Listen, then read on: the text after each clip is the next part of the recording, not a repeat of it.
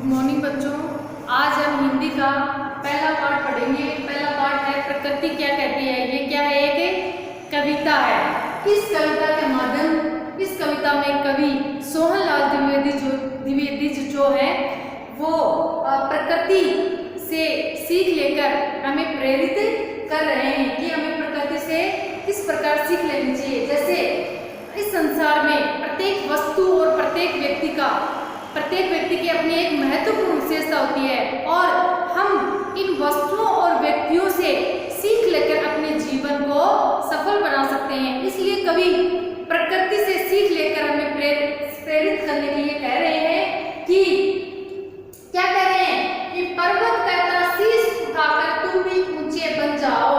कि पर्वत जो है, पहाड़ जो है, वो ये कहता है कि जिस प्रकार मेरा सर हमेशा ऊंचा रहता है, कभी भी नीचे नहीं होता, उसी प्रकार तुम भी शीश यानी सिर उठाकर अपने आप को ऊंचा बना लो। कि जिस प्रकार मेरा सर कभी नीचे नहीं होता, उसी प्रकार तुम भी अपने सिर को गर्व से इतना ऊंचा कर दो कि वो कभी झुक ना पाए। फिर देखो, सागर कहता है लहराकर मन में गहराई लाओ। कि सागर जो है, समुद्र जो है, वो ये कहता है कि तुम लहराकर, जिस प्रकार मैं लहराकर, मेरी जो लहरें हैं वो लहराकर तरंगे बनकर जो गहराई लाती है मेरे पानी में, उसी प्रकार तुम भी अपने मन में इतनी गहराई लाओ कि तुम्हारे मन को कोई विचलित ना कर पाए। फिर आगे देखो, समझ रहे हो क्या कहती है उठ उठ गिर गिर तरंग तरंग। कि जो तरंगे हैं, जो लहरें हैं, वो उठ उठ कर गिर गिर कर हमें क्या करें कि जो लहरें हैं, वो पानी की जो तरंगे हैं, वो किस प्रकार चलती हैं और वो हमें क्या कहना चाहती है, ये हमें अपने जीवन में सीखना चाहिए। भर लो अपने मन में मीठी मीठी मृदुल उमंग। कि वो जो लहरें हैं वो हमें ये शिक्षा दे रही हैं कि हमें अपने मन में मीठी मीठी और कोमल उमंगे भरनी चाहिए। जिस प्रकार लहरें जो है वो उठ उठ गिर गिर कर अपने उठ उठ कर बहती रहती हैं। धरती कहती धैर्य न छोड़ो, कितना ही हो सिर पर भार। नभ कहता है फैलो इतना, ढक लो तुम सारा संसार। कि धरती जो है, धरती ये कहती है कि हमें कभी अपने जीवन में धैर्य नहीं खोना चाहिए। कि धरती जो है वो पूरे मानव जाति का, पूरे संसार का भार अपने सर पे ढोती है, अपनी छाती पे ढोती है, अपने सीने पे ढोती है, लेकिन कभी भी धीरज नहीं खोती है, अर्थात विचलित नहीं होती है। उसी प्रकार हमें भी अपने जीवन में कभी भी धैर्य नहीं छोड़ना चाहिए।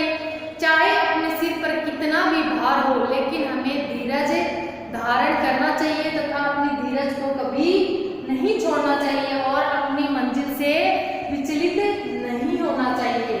नभ कहता है फैलो इतना, ढक लो तुम सारा संसार। नभ यानी आकाश। आकाश जो है वो कहता है कि तुम इतना फैल जाओ, कि हे मनुष्य तुम इतना फैल जाओ कि ये सारा संसार अब तुम्हें समा जाए। जिस प्रकार पूरे संसार को मैं ढक कर रखता हूँ, उसी प्रकार तुम भी अब इतने प्रसिद्ध हो जाओ, इतने फैल जाओ इस संसार में कि सारा संसार तुम्हें याद करे। तो कवि जो सोहनलाल द्विवेदी जी हैं वो प्रकृति के माध्यम से कहना चाहते हैं कि जिस प्रकार प्रकृति में हर एक चीज का अपना महत्वपूर्ण स्थान है तथा हर एक चीज से हम कुछ ना कुछ सीख सकते हैं, उसी प्रकार हमें उन्हें अपने जीवन में ग्रहण कर लेना चाहिए। जैसे पर्वत का सर हमेशा गर्व से ऊंचा रहता है, वो कभी नीचे नहीं झुकता है, उसी प्रकार मनुष्य को भी अपना सर गर्व से ऊंचा करना चाहिए। सागर जो है वो हमेशा लहराता रहता है तथा उसकी गहराई कभी कम नहीं होती है, उसी प्रकार मनुष्य को भी अपनी गहराई में रहना चाहिए। समझ रहे हो क्या कहती है उठ उठ गिर गिर कर। की जो तरंगे हैं वो उठ उठ कर गिर गिर कर वो हमें ये संदेश दे रही है कि अपनी मन में कोमल और मीठी मीठी तरंगे हमें, लहरें हमें भरनी चाहिए। और धरती जो है वो हमें धीरज नहीं खोने का संदेश दे रही है कि हमें अपने जीवन में कभी धैर्य नहीं खोना चाहिए था, धीरज के साथ काम लेना चाहिए, हमें अपने जीवन में कभी भी विचलित नहीं होना चाहिए। और आसमान जो है, आकाश जो है, वो हमें इतना विकसित होने की प्रेरणा दे रहा है कि हमें अपने जीवन में अपने आप को इतना फैलाओ, इतना प्रसिद्ध कर लो कि जिस प्रकार आसमान पूरे धरती को, पूरे विश्व को, पूरे संसार को ढक कर रखता है, यानी उसके ऊपर छत की तरह रहता है, उसी प्रकार तुम्हें भी संसार की रक्षा करनी चाहिए और जिससे तुम्हें ये संसार याद करे। तो इस कविता में कवि जो सोहनलाल द्विवेदी जी हैं, वो यही प्रेरणा दे रहे हैं कि हमें प्रकृति से शिक्षा लेनी चाहिए तथा उन चीज़ों से जो हम शिक्षा ग्रहण कर रहे हैं उनको अपने जीवन में लाकर हमें अपने जीवन को सफल बनाना चाहिए, ताकि हमें पूरा संसार याद करे तथा हम प्रसिद्ध हो जाएं। Thank you.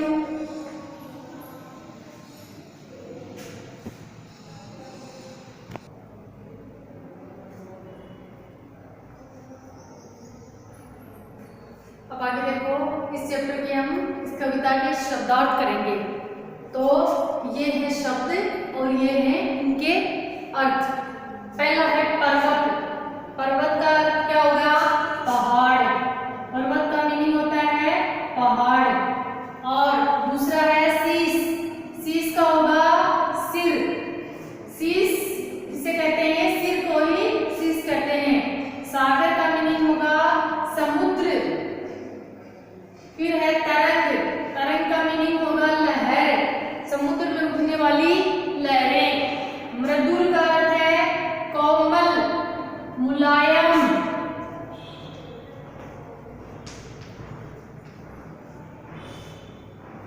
फिर है उमंग। उमंग यानी उत्साह है। जिस प्रकार समुद्र की लहरें जो है वो एक उत्साह का संचार करती हैं, उसी प्रकार हमें भी अपने मन में उत्साह भरना चाहिए। फिर धरती। धरती का मीनिंग होगा पृथ्वी। धैर्य, धीरज। धीरज कौन धारण करती है? पृथ्वी। इसी प्रकार हमें भी पृथ्वी की तरह धीरज से काम लेना चाहिए। भार का अर्थ है बोझ या वजन। नभ है आकाश, आसमान। फिर है संसार। संसार का मीनिंग होगा दुनिया या विश्व।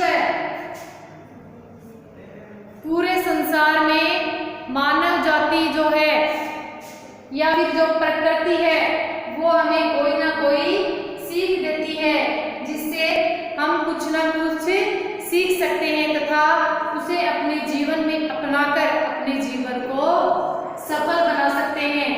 तो ये सारे मीनिंग आप अच्छे से याद कर लो, लिख लो, फिर अच्छे से याद कर लो। उसके बाद बिल्कुल जिस प्रकार कवि कह रहा है उसी प्रकार तुम्हें भी इनको अपने जीवन में ग्रहण कर लेना चाहिए। इस कविता के कवि कौन है? सोहनलाल